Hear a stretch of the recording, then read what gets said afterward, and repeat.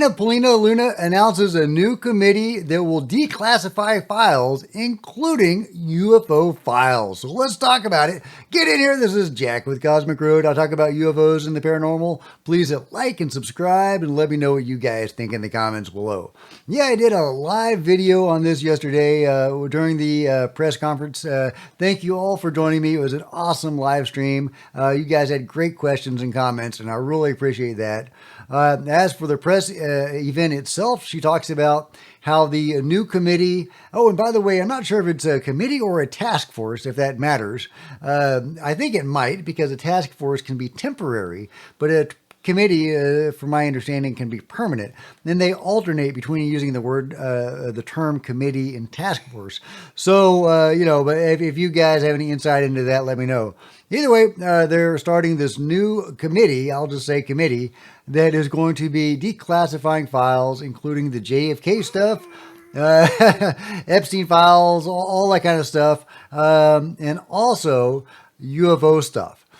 UFO stuff seems to be a main priority of Paulina Luna.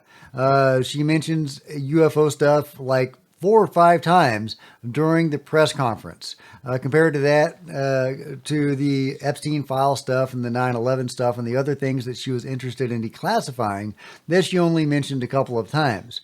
Now, what her main focus seems to be is on the JFK stuff. They are going to start declassifying the JFK files. In fact, she says their first hearing, which is going to be in March, is going to be covering JFK. I am looking forward to bringing in a few people to include an individual on the Assassination Record Review Board, as well as someone on the House Select Committee on Assassinations. There will be a few more. Deep state mouthpieces are trying to take what I said and skew it. Cope harder, okay? All right, sounds good. Well, here's what she had to say at the beginning of the announcement. It is with profound honor that I have been entrusted by Speaker Mike Johnson and Chairman James Comer to lead the House Oversight Task Force on Declassification of Federal Secrets. Together with the help of the White House, our intelligence allies, the Department of Defense, the Department of Justice, we will be conducting investigations into the following: the assassinations of JFK, RFK, and Dr. Martin Luther King, unidentified aerial phenomena, also known as UAPs, unidentified submerged objects, also known as USOs, the Epstein client list, the origins of COVID-19, and the 9/11 files. This task force will be a beacon of bipartisanship. On the Republican side, Representatives Burchett, Boebert, Burleson, Crane, Gill, and Mace will be joining me, although I'd like to note that I'm expanding this to the entire governing body and will be allowing certain members to waive on. She doesn't give any Democrat members yet, but she says there will be Democrat members, and we know that Jared Moskowitz has publicly commented on this, so I would think that he would be likely to be one of the Democrats on board as well. She also had this to say. The biggest information problems that we've had with UAPs is the amount of stonewalling, stovepiping, and also it seems that there is this push to gaslight the American people into looking at the evidence and then not fully believing it. I think for us, if we're writing the budget, for example, into the Pentagon, if we're writing the budget overall for whatever programs might be out there, why is it that members of Congress who are given a top secret security clearance are being denied access? That's not a free and true government. And so for us, especially being that we have now a Secretary of State who's actually open to declassification in Marco Rubio, we're hoping to present that information and at least acknowledge it from a government perspective that we are not alone, but also let's see what the evidence is. Okay, she says we are not alone, guys. She did say that. She actually did say that. I mean, she didn't come out with a major announcement saying, well, my fellow Americans, we are not alone. But it was in there. It was kind of squeezed in there, but I'll take it, guys. I'll take it. We are not alone, Paulina Luna says. I love it. I love it. Of course, one of the major questions is, does this committee or task force have subpoena power?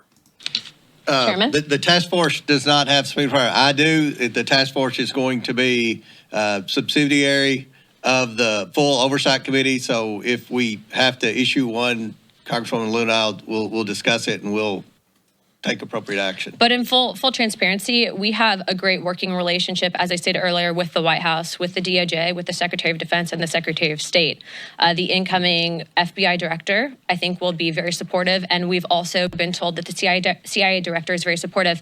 To put it in perspective, I think that this issue transcends not just one administration, but multiple administrations, and it hasn't been until now that we've been able to get people actually in positions of power that will push for transparency.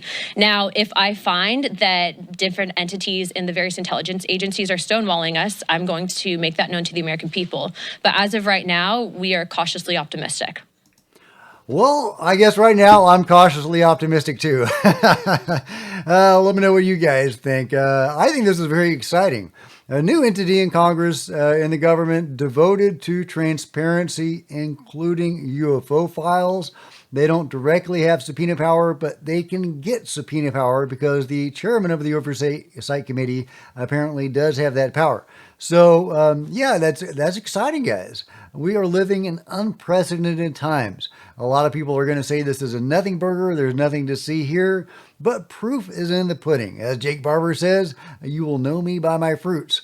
So will we know them by their fruits? Obviously, time will tell, but I'm really excited about this. I mean, just the fact that they're saying they want transparency on UFOs is huge. I mean, they don't have to say that, right? They weren't saying that, 10 years ago. Yeah, they weren't saying that 20 years ago, 30 years ago. So, this has been going on for 70, 80 years at least. That we know about, and they weren't pushing for transparency throughout all of that time. Now they're pushing for transparency, even if they're just giving lip service to transparency. That's huge. At least they feel the pressure to at least give lip service to it, and that is significant, if nothing else, and that could lead to actual transparency further on, but we might actually get it this time around. Of course, they can only be transparent about files they actually have, and I'm sure somebody right now is deleting or hiding whatever files they can get. But guys, it only takes one. If Anna's new task force, if we're going to call it that, or committee, can just get one file that shows a UFO crash retrieval with pictures and video, names, dates, places, things that can be investigated and followed up on and vetted. If we could just get one good solid case with pictures and video, and maybe more than that, of a UFO, that's all we need for UFO disclosure. So this is huge, guys. This could be huge. Big if true, right? Big if true, always the case. So it's early days in this new, organization. We'll see what they are actually able to deliver. She says she has top secret clearance. She talks about going into skiffs. So, we'll see. I mean, obviously, I think that if everybody in Congress has top secret clearance, not everybody in Congress knows the truth about UFOs. So is that going to be enough to get her there? I have my doubts. But, if theoretically they could team up with Doge and get their AI and their algorithms and whatever they're using to find corruption, if they can apply that to tracing the money that has been siphoned off from congressionally approved programs into these black budget, control group things, wouldn't that be amazing? They could actually use AI to find the control group. That would be huge. Could they use that to find some of these documents that have been hidden or destroyed? Well, I mean, I guess it wouldn't help if they had been destroyed, but it could help if they were hidden. So yeah, I'm excited about the possibilities that are out there. I'm also excited that they're at least giving lip service to it. I mean, really, honestly, that's significant if nothing else. But I do think that they seem genuinely committed to some form of transparency. I don't know if that's going to be as much transparency as I want, but again, baby steps, guys, baby steps. So let me know what you guys think about it all. Are you excited about it? Are you skeptical? Are you cautiously optimistic, which is where I guess I am? What do you think about it all? Let me know in the comments below. Like and subscribe. Smash the bell to be notified of future videos. Buy a t-shirt. Become a channel member. Channel members are rock stars, and I really appreciate you guys' support. Thank you so much. Also, channel members frequently get to see videos hours ahead ahead of everybody else. Meanwhile, there's plenty of other videos on the channel, and I'll see you guys next time. This is Jack with Cosmic Rude, signing out.